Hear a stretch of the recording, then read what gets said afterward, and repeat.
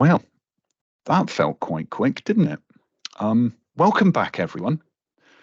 I would like to invite Erika and Hannah to turn on their cameras now, please.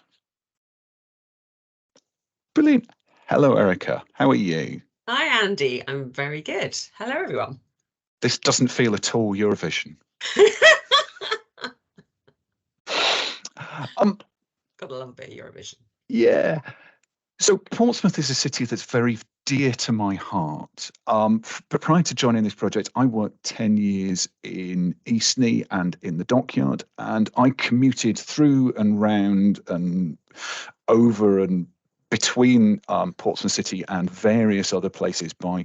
I was just thinking, is it by every way imaginable? I never actually arrived by hovercraft, though I did once arrive by warship. Well, I can't top that, that's for sure. No, it was a very, very small warship. But Portsmouth is it's an interesting conundrum for sustainable transport because as many people are fond of pointing out, it is the most densely occupied city in Britain outside of central London. And there are only 3 roads in and out. There is 1 railway, and it's easier to get in by ferry than by car. So it's really exciting to hear what's going on the island and how the island is being connected into the wider Solent region. So without further ado, and by the way, the weather looks fabulous in Portsmouth. It's rubbish in Winchester. It's always like this here. Always. We never always have sunny in Southsea. No, of course, yeah. Brilliant. I will invite you to share your screen, and the floor is then yours. Okay. So if I can just check that you can see my first slide. I can see your screen. Yes, I can see the first slide. Fantastic. And just before you start, some people are having trouble with slides moving on. I am reliably informed from the chat that pop-out view works really well for that if you're struggling with them moving on.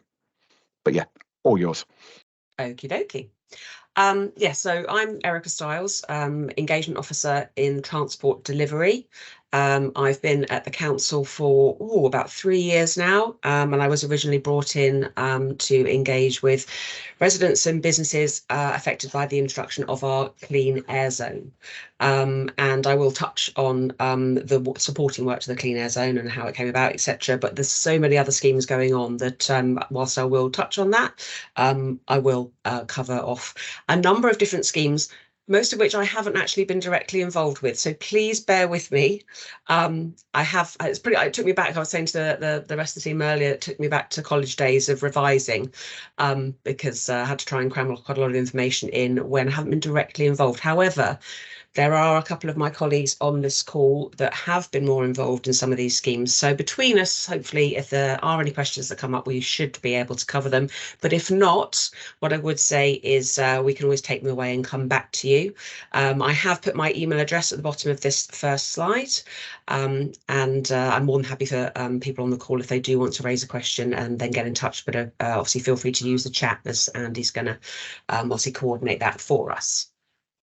So hopefully that has moved on.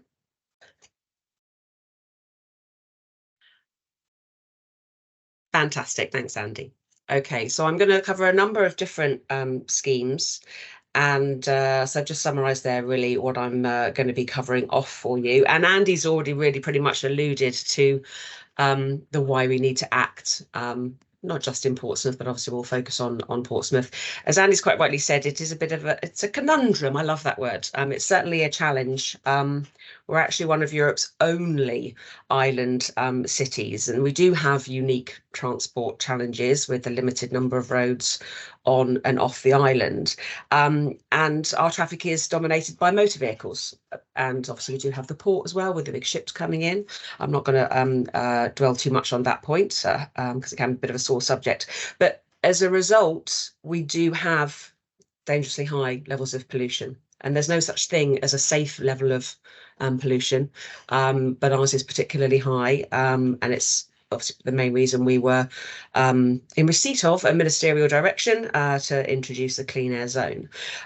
So the situation we have is there are over 80,000 car journeys into Portsmouth on a daily basis. That number blows my mind, which means we're getting 150,000 tons of CO2 into our air, and that's purely from the traffic coming into the city.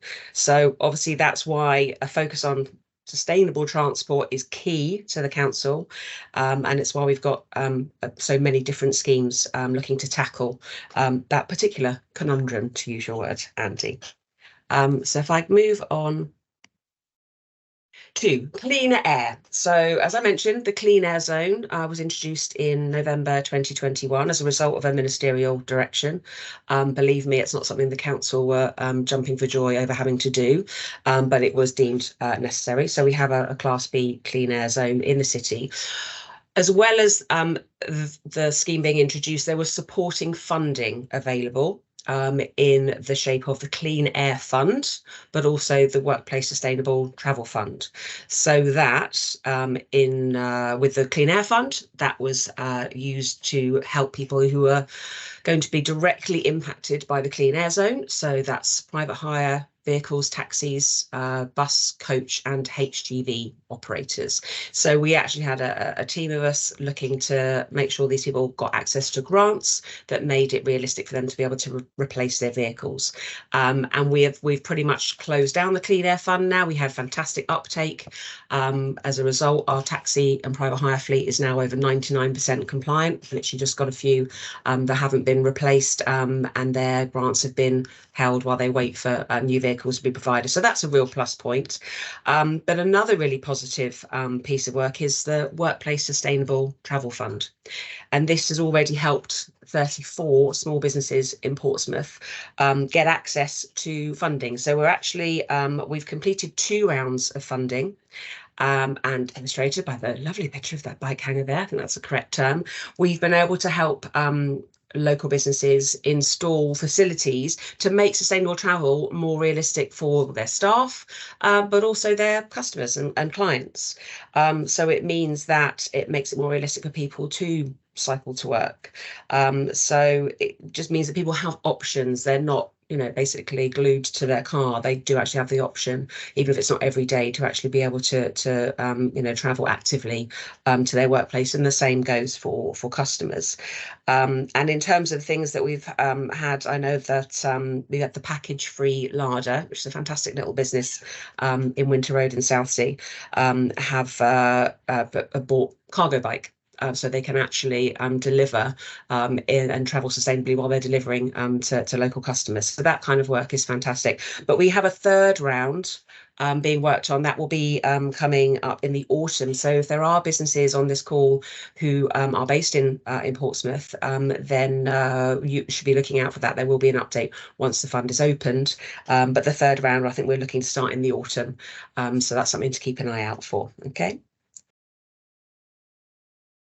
Okay, so we have been awarded funding for road safety improvements and to encourage active travel. Secured £1.3 million for road safety and these active travel projects. Obviously, it's vital that we're investing in safer and more sustainable transport. Unless you've been living under a rock, we all know that the situation that we're facing, both obviously in this country and globally. So the funding is being used to ensure that people can access our businesses through a range of transport options. So they're not always jumping in the car for these short journeys. This is something that people see across the UK when they do that research, is people are still jumping in the car even when it's less than 1 or 2 miles from their starting point. So what we're looking to do is improve walking and cycling infrastructure and creating safe routes through our city. For example, very recently we've improved the route on Goldsmith Avenue because that's been a bit of a hotspot for us. So that's something that's very positive. But also we have 2 other hotspots, unfortunately, London Road and Fratton Road, that you'll be familiar with if you ever travel through Portsmouth. They are seen as particularly dangerous. So again, part of that grant funding will be to improve the situation in those particular areas. But what we're also looking to do is engage with residents with free cycle maintenance training over the summer, so people can actually look after their own bike, because one of the expenses of owning a bike obviously is to make sure it's maintained. But if you can do it yourself, save yourself some money. But also we're going to be running something we did last year, went fantastically well, and that's Get Active sessions across the city, and that's really focusing on training for children as well as adults.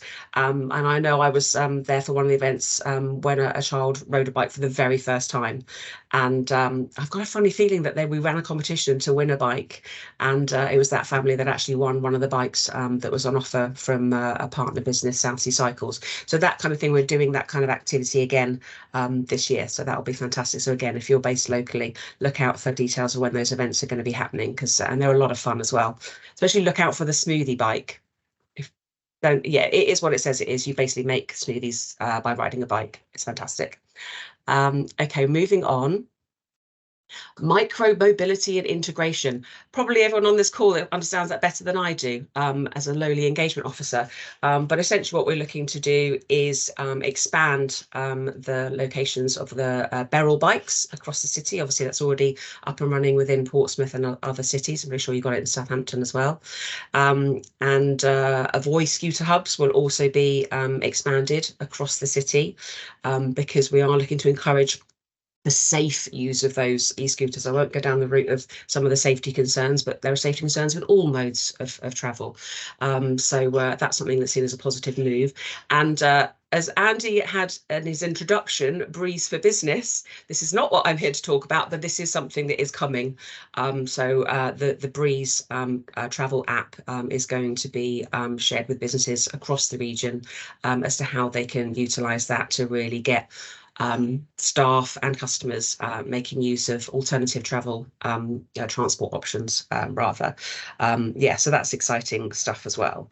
I will move on from there to, okay, so BSIP, which some of you may have heard of, the Bus Service Improvement Project. So there's £48 million in funding awarded to improve bus services. We have a great network of bus services in the city, and obviously we want to increase the number of people using buses. You think back to obviously the pandemic and people discouraged from using public transport. Very often it wasn't available.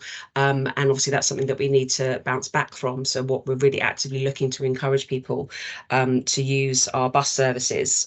So we want to make it easier for people basically to use the bus by offering cheaper fares. We have a fare cap in at the moment. It's £2 right now. It is going up to £2.50 from November, but that does make it a very affordable mode of transport and obviously sustainable. The bus companies are a group of transport operators who have improved their fleet with grant funding.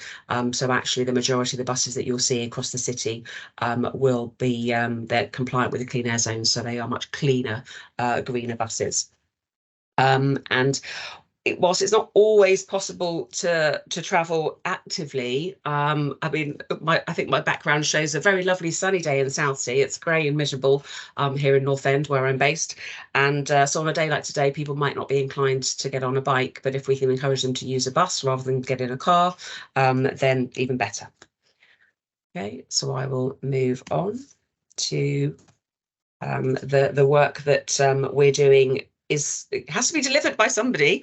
And so what we've actually done as part of this funding, it's meant that we can recruit and bring in Richard Gagg and Keith Wilcox. Both have a huge amount of experience in bus operation. So actually they have literally just come on board. So hopefully you'll get to hear from them in the coming months, maybe at the next update. I won't promise that, but it has been asked if they could come and talk to workplaces across the area, just to let them know what the plans actually are. Okay, Park and Ride. I think we're all familiar with the concept of Park and Ride. Ours has obviously been in place for some time now, but it does mean that people travelling into the city from further away, it's a useful and convenient service. But Also, obviously, it reduces the congestion going into the city centre, which is fantastic, but it is very low cost. The parking and the ticket for up to 5 people is only £4. So again, when you compare that to other transport options, it's very affordable. And what we do is offer a summer service as well. So over the summer holidays, the route will expand, as it did last year, to South Sea seafront. So it's a great way to access not just work, but also obviously all the locations for leisure that we have, especially on South Sea seafront. Another thing that's very positive as well is we have installed 2 EV charging points. So actually someone could park up, use the park and ride service, but actually charge their electric vehicle while doing it. So then, that's a very obviously green way of travelling. Okay, car club scheme. Now, this is something I haven't been involved with, but certainly it seems to have been a success in the other cities that I'm aware of that are running it, in that you can actually become a member and have access to cars rather than having to own a car, so that you reduce the reliance on owning a car. Well, I have to admit, I do own a car. But you can actually join the scheme and get access to vehicles, so you can actually have a vehicle for 4 hours rather than have it sat outside your house for 6 days out of 7, and you only use it on a Sunday to get your weekly shop, for example. So it's really a way of trying to encourage people, that behaviour change, try and encourage them not to be quite so reliant on their cars. And so in addition to having the car club membership, gives them access to Beryl bikes, but also means they can use that facility in other cities. They're not just restricted to Portsmouth. So I say that is actually due to launch very soon. So again, that's another thing to look out for as we move forward. Okay, so electric vehicle charging. So we have been awarded significant funding in order to put in more EV chargers across the city, and residents can request to have an on-street charger outside their house or close to their home. So that's something that we're working on. I know we've closed it down for this year because we had an influx of requests, which is fantastic, which demonstrates a desire for people to actually move to greener travel, electric vehicles. And we're quite proud of the fact that we are the 3rd most accessible city for EV charging points. So you've got just under 60% of residents live within a 5-minute walk. I mean, I know where I live in North End in Portsmouth, parking is not always fun, especially if you're coming home at the end of the day. But if I had a charger within a 5-minute walk, I'd be very happy. So again, it's that kind of work that we're looking to take on, to encourage people to move to more sustainable modes of transport, even if they do still want to have a car. What we've also had is funding to install rapid chargers for our taxi and private hire trade. We have, as I understand it, we have 3 in place already, and there are plans for another 6. So they'll be spread across the city, so that our taxi and private hire trade, again, are encouraged. If they've got the infrastructure there, it's a bit chicken and egg, but if we've got the infrastructure there, then they'll be more likely to be able to switch to a plug-in or hybrid vehicle, as it were. So that's a lot of projects. There's a bit of a whistle-stop tour. I'm not quite sure how long I've taken, whether I'm over or under time. So either way, I apologise, Andy. But really, we're always looking to develop new projects and access funding so that we can improve the experience of people visiting, living and working in our city. But it's not just about the people living, working and travelling into our city. We like to look after our wildlife too. So I'm just going to end on something that I was particularly touched by, being I'm a crazy cat lady, but also I'm just a big animal lover, and I do follow the progress of the various areas where we have swans that nest in the city. And it turns out that there were workmen working on the North Portsea coastal scheme who spotted a swan and her family trying to get across the Eastern Road. And yeah, that's going to be tricky for anyone. But they ended up seeing the predicament is they ended up stopping traffic and escorting the family across the road, because they looked so nervous and they were so concerned that they might end up being injured or worse. And so they stepped in and did the right thing. So I'd like to think that the people working on our various projects around the city, they're not just thinking about getting the job done and clocking off at the end of the day. They're looking out for the wildlife that we're very lucky to have in our city as well. So that makes me quite proud to be a Portsmouth resident, if I'm honest. And that's me done. What I have actually done, I haven't been able to keep track, a bit like my previous presenter, of any questions that have come in. But what I have done, and I'm going to share this with Andy so he can distribute, is all of the projects that I've mentioned. There are all the facts and figures and information and what's coming up and what's already happened, for example, on these web pages. So you can access those. But if there have been any questions, I'm quite happy to field them now. There have been a few. I'm going to slightly short-circuit it by saying, am I right in thinking that the works they were doing with the Swan intervention is part of the flood defences project? Yeah, absolutely. So the notes I have is the North Portsea Coastal Scheme. So yes, absolutely. That's exactly what it was for. And it's probably worth pointing out at this stage that part of that scheme in that area is improving the walking and cycling access kind of in parallel to the Eastern Road, is my understanding from having seen a talk from them a couple of weeks ago. Yes, absolutely. That's exactly right. And we are hoping to get them to come in and talk to us at a future meeting to talk about how that is interacting, both in terms of environmental stuff, because there's some really quite interesting stuff with rock pools, which I can bore people to death with at a later date. That is fascinating. But around how that area along the Eastern Road and eventually along the Hillsey lines, we're going to be looking at some it's not me at all, some fairly significant improvements for active travel, both walking and cycling. So keep your eyes peeled for that. But in the meantime, I will try and dig out a link whilst I'm talking and fail miserably. The Workplace Sustainability Travel Fund, are there limits on what people can apply for? Because I know you talked about cycle racks, and you also talked about the people who bought the cargo bike. Are there limits on what people can apply for? Well, I would say if it's something that demonstrates a move to encouraging staff and customers to travel, active travel, then you've got a legitimate case to claim that grant funding, then I'd like to think that no. I say there were a number of different schemes that were set up or delivered as a result of the funding. Certainly, the funding amounts, which I didn't specify. I know that what the third round will probably most likely the grant amount will be up to £4,000, and there will involve some match funding. So businesses taking advantage of a Workplace Sustainable Travel Fund grant would need to show obviously commitment by putting some of their own money in as well. But as I understand it, there have been a variety of different facilities. So we don't have a set list, as it were, as to what can and can't be requested. I think it would be a case of, when somebody is going to apply, as you outline the thinking behind your request, and each case will be looked at on its own merit. Super. And there's no maximum or minimum business size in terms of applying for that grant? No. As I understand it, the only restriction is that it be a Portsmouth-based business. And that's Portsmouth City Council area rather than the island? Yes, exactly. Cool.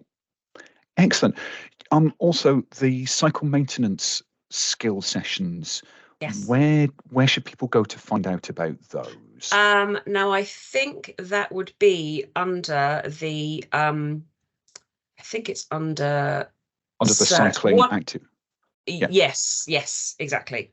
So because it's under active travel, so I would say, but also the site. If you look at Travel Portsmouth cycling.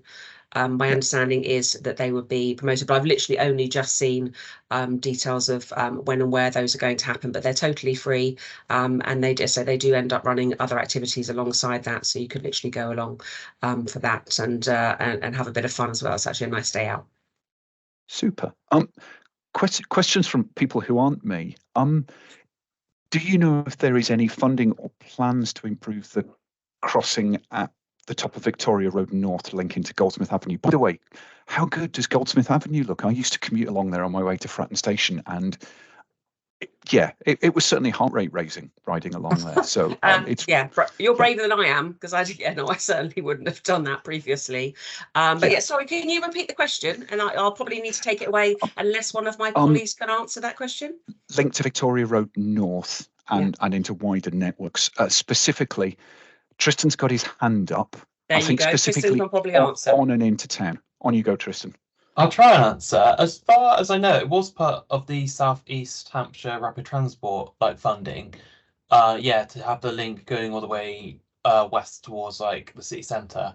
So it did have funding, but I do know like COVID did like kind of turn around all of our CERT project work. So I'd have to double check and I'll come back to anyone who's asked.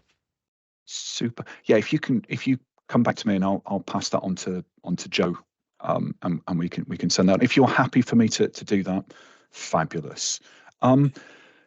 There has also been a suggestion that there is something of a gap in micromobility in the Albert Road area. How would people go about engaging with advocating for places for Voy and Beryl to get more docks in?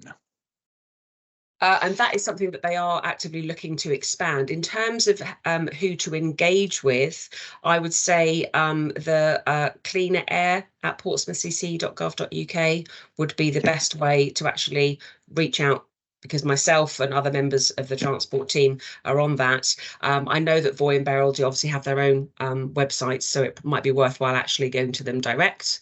But I'm more than happy, as I say, if people want to use the cleaner air at portsmouthcc.gov.uk email, that would be a great way to put forward suggestions. Super. Trevor, did I see your hand up? And if so, do you want to unmic yourself and ask a question directly? It was user error. I was trying to put my thumbs up rather than my hand up, but Erika's answered my question, and yeah, because it was my question about where do we go. But I'll ping my suggestions through to Cleaner Air and fantastic. That's great. Yeah, that'll get picked up. Cheers, Erika. Though I suspect you have a direct line to Beryl that you can pester them along as well. I will keep pestering them. Yeah. Cool. Yeah. It is worth noting, and I stuck the link to the Portsmouth site, that there has been a massive increase in the area covered by Beryl fairly recently. So if you're still, if you think that it's the area that's essentially round Portsmouth and Southsea Station, it has got considerably bigger very recently and covers pretty much the entire island and the mainland part of the City Council area now, which is very exciting. Speaking of which, it was really nice to see the park and ride. Do you know if there is any plans or infrastructure in place to use that as a hub for using micromobility or your own walking and cycling to get into town from there rather than the bus? I do believe that is exactly what they're looking at. It's actually turning it into a mobility hub. I don't have the specifics on that, but as I say, it's something that has been raised, and it might be that Tristan has more information on that, but as I say, that's certainly something that they are looking, because it'd be a wasted opportunity. That's just my opinion. That's not a council opinion. That's me taking my council hat off. But yes, it does seem like an ideal location for that. But I know that's something that is being looked at. Thanks. And where would people go to find the route for the park and ride scheme? Is it just all on the park and ride? Yes, absolutely. Yeah, cool. So that will show you exactly. But I say over the summer it's being extended so you can get down to the seafront. But at the moment it's the hard interchange and the city centre. Cool. Speaking of interchanges, am I right in thinking the work at Portsmouth Harbour Station and the hard interchange is now completely finished? He says bravely. That might be one for Tristan. I believe that's right, but I'm not sure if Tristan can answer that. If not, I can double check. He's gone very quiet. He's gone very quiet. He's disappeared. Sorry, my laptop went a bit funny, but no, yeah, sorry, I'll have to double check that as well, I'm afraid. Okay, yeah. We'll make sure that gets checked and we'll confirm. Yeah. And also in terms of links between stations and cycle infrastructure, are there any exciting plans to make it easier to get in and out of specifically Fratton, Portsmouth and Southsea and the Harbour Station and into the wider cycle network, since we're talking about Goldsmith Avenue? My understanding is there are multiple improvements under CERT that are ongoing, and as I think Tristan mentioned earlier, obviously the COVID situation put things back quite substantially, but I've certainly seen, just as a briefly, probably about 7 or 8 different locations that are currently planned that you would have expected to have happened already, but actually they're slated to happen hopefully in the next 6 months. But I say it's something that if you again check the website under active travel improvements, you've got the travel.portsmouth.gov.uk cycling and the walking version as well. But so I would say CERT is probably the best. Obviously, it does cover the bus service improvements, but it covers other activity that we're running as well. Brilliant. Thank you. I am all out of questions, I believe, so I think you're now off the hook. Okay. He says, quickly going through that. Electric on-street electric chargers. Yes. Is there any way that residents in Portsmouth can suggest that there should be one near their house, or is that entirely in the keeping of the council to decide? No, absolutely not. I know, as I mentioned earlier, I do believe it's closed for this year because they had something like 260 applications. But yes, absolutely, residents can. There is an email. I don't think it's on this list, which is my bad. But what I can do is I will find that and share it. But yeah, absolutely, you can request. I know that there is an area where you can click the link and it'll set you up an email, so you can send in an email to request a charging point close to your home. So I'll leave that one with me. And is it broadly the same process if you're a Portsmouth resident and would like to turn a parking space into a cycle hangar? Yes. Cool. Yeah. Brilliant. Thank you very much, Erika. And also thank you, Tristan. And in the background, thank you, Hannah, who has been quiet but very supportive as this has gone on and ready to answer questions. It's really nice to hear what's going on over in Portsmouth. It's great to hear that there is stuff happening and that there is a real breadth of stuff happening out there. I have decided to take a unilateral decision to let you off the hook. You are free to go.